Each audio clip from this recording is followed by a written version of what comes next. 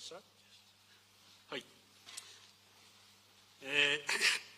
本日こうしてウクライナ支援に関する共同宣言を発表できることを大変嬉しく思っています。I am pleased to be able to announce the joint declaration on support for Ukraine today. 5月の G7 広島サミットでは幅広い招待国の皆さんも含めた議論を通じて世界のどこであっても力による一方的な現状変更は許してはならない。また、法の支配に基づく自由で開かれた国際秩序を守り抜いていかなければならない。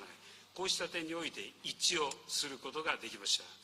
At the G7 Hiroshima summit, by engaging in discussions that included a wide range of invited countries, we agreed that unilateral attempts to change the status quo by force or coercion are unacceptable anywhere in the world, and to safeguard a free and open international order based on the rule of law.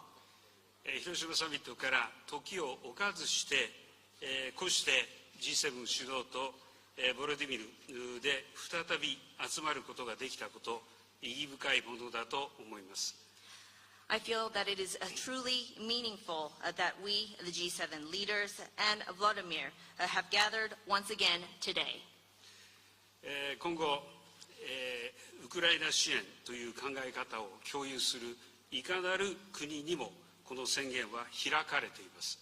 多くの国々がこの宣言に参加することを期待いたします。Going forward, this declaration will be open to any country that shares the intention to support Ukraine. I hope many countries will choose to join. G7 はこれからもウクライナに寄り添っていきます。我々の連帯は決して揺らぐことはありません。The G7 will continue to stand by Ukraine. Our solidarity will never waver. ありがとうございました。Thank you. Thank you very much.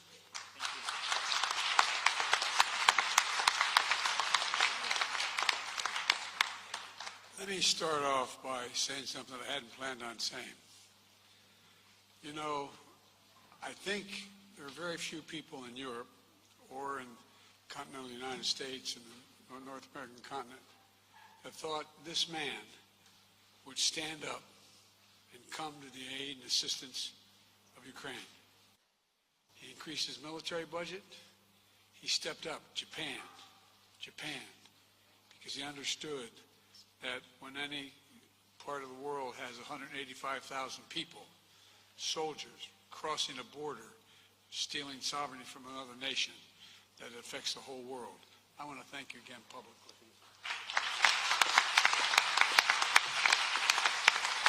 We just concluded the first meeting of the NATO-Ukraine Council, and all our allies agreed Ukraine's future lies in NATO. That's not a surprise to any of us, I don't think. I hope it's not a surprise to you, Mr. President. Allies all agreed to lift the requirements for membership action plan for Ukraine and to create a path to NATO membership while Ukraine continues to make progress on necessary reforms. But we're not waiting for that process to be finished to make the long-term commitments that we're making to Ukraine's security. Vladimir and I shouldn't be so familiar. Mr. Zelinsky and I talked about the kind of guarantees we could make in the meantime when I was in Ukraine and when we met in other places. And so today, the long-term commitments we're making are backed up by the notion that in the meantime, we're going to provide security to Ukraine for its needs and against any aggression that may occur. Today, the members of the G7 are launching a joint declaration of support for Ukraine to make it clear that our support will last long into the future. This starts a process by which each of our nations and any other nation who wishes to participate will negotiate long-term bilateral security commitments with and to Ukraine.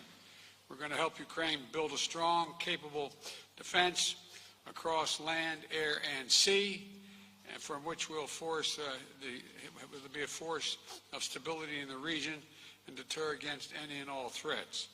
I want to thank my fellow G7 leaders and President Zeleński for their work to make this happen. I think it's a powerful statement of our commitment to Ukraine as it defends its freedom today and as it rebuilds the future. And we're going to be there as long as that takes. And again, I thank all my colleagues for their support for this.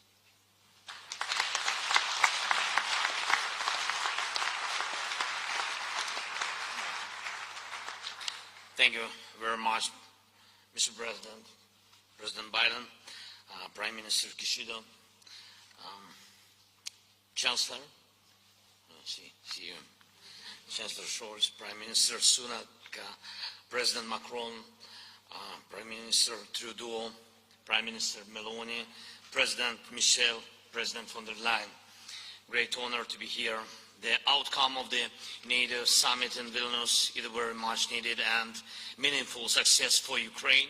And I'm grateful to all leaders in NATO countries for very practical and unprecedented support, considering decades of our relations support for Ukraine. Today, there are security guarantees for Ukraine on the way to NATO, an important package of security guarantees. Today, we are coordinating with the G7 countries the framework for security guarantees that shall be further extended through arrangements with our key partners, bilateral and multilateral agreements. And Ukrainian delegation is bringing home significant security victory for the Ukraine, for our country, for our people, for our children. It opens for us absolutely new security opportunities, and I thank everyone who made it possible. Thank you, dear colleagues. Thanks you. Thanks Lithuania and Jens Stoltenberg. Thank you very much. Slava Ukraini. This concludes the speaking program. Please remain seated for the family photo.